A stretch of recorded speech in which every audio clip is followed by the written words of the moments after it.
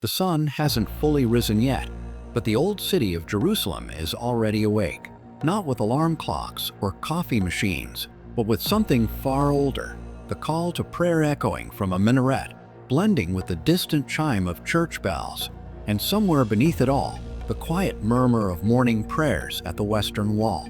This is a place where time doesn't just pass. It layers, it accumulates, and if you listen closely enough, you can almost hear the footsteps of everyone who ever walked these stones. Living in Jerusalem's old city isn't like living anywhere else on earth. It's not just a neighborhood with old buildings and narrow streets. It's a place where the sacred and the everyday collide so constantly that the line between them becomes invisible. Here, your morning commute might take you past the spot where Jesus carried the cross. Your grocery run could lead you through a Roman-era market. Your neighbor might be a priest, a rabbi, or a shopkeeper whose family has sold spices in the same stall for 300 years. And all of this happens within less than 1 square kilometer, roughly half the size of Central Park. Yet this tiny space holds more history, more faith, and more human longing than almost any other place on the planet. Imagine waking up in a stone house that's been standing since the Ottoman Empire. The walls are thick, keeping out the heat in summer and the cold in winter, but they also keep out sound, most of it anyway. You'll still hear the life of the city seeping through. Footsteps on cobblestones, voices calling out in Arabic, Hebrew, Armenian, English. The scrape of metal shutters being rolled open as shops prepare for another day. You step outside, and immediately you're part of something bigger than yourself. The alleyways are so narrow that 2 people can barely pass each other. Sunlight filters down in shafts, illuminating dust particles that dance in the air like tiny spirits. The smell hits you next, fresh bread from a nearby bakery, the sharp tang of za'atar, coffee brewing somewhere just out of sight. And underneath it all, the ancient smell of stone that's been worn smooth by millions of hands and feet over thousands of years. The old city is divided into 4 quarters: Muslim, Christian, Jewish, and Armenian, and each one has its own rhythm, its own personality. But here's the thing, these divisions aren't walls. They're more like neighborhoods in a single, impossibly complex family home. People cross from one quarter to another constantly, for work, for worship, for life. A Jewish merchant might buy his vegetables from a Palestinian vendor. A Christian pilgrim might ask directions from a Muslim shopkeeper.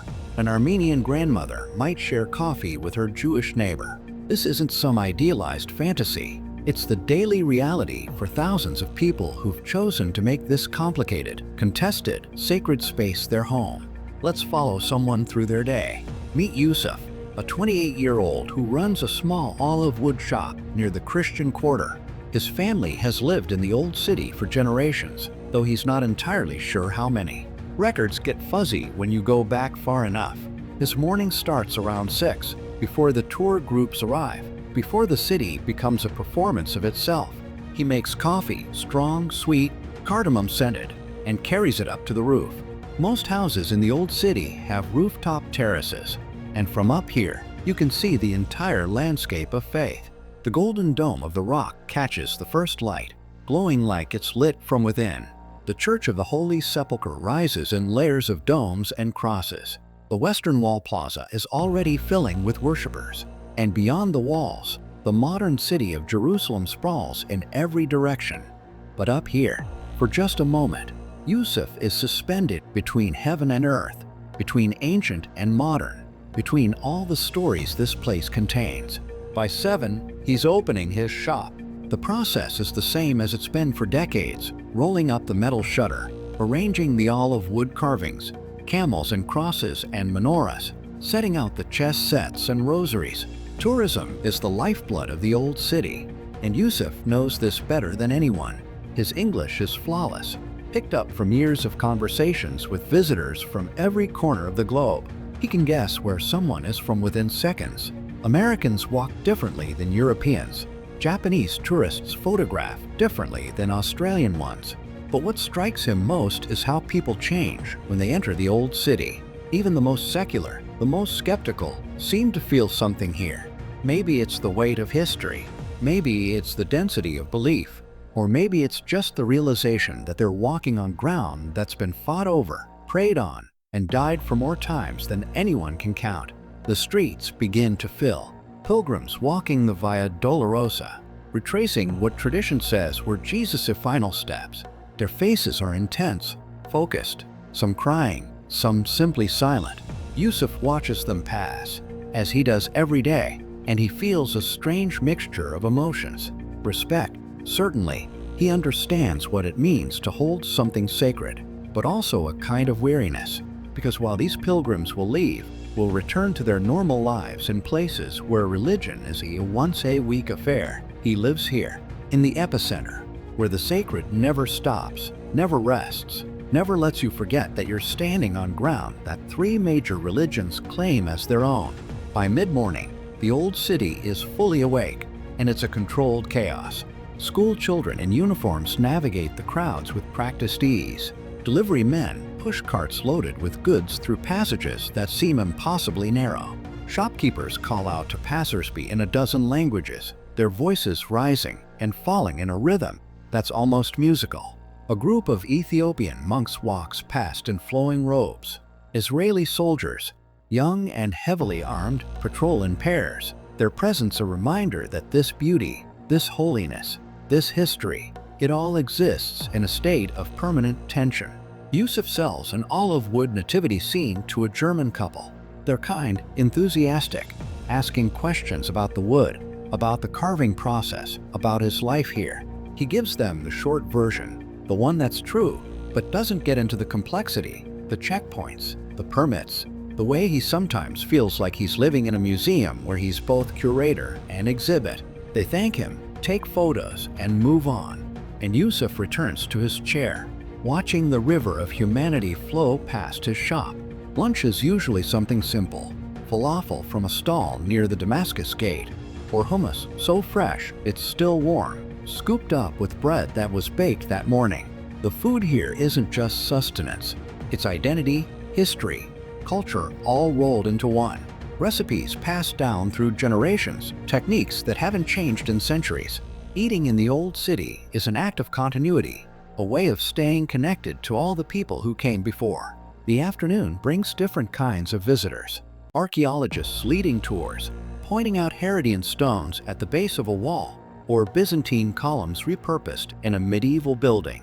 The old city is a palimpsest, layer upon layer of history written over itself, but never quite erased. You can see Roman drainage systems beneath Crusader-era streets. You can find Mamluk inscriptions on Ottoman buildings. Everything here is recycled, reused, reimagined. Nothing is ever really new, but nothing is exactly old either. It's all existing in this strange eternal present. Yusuf sometimes thinks about leaving.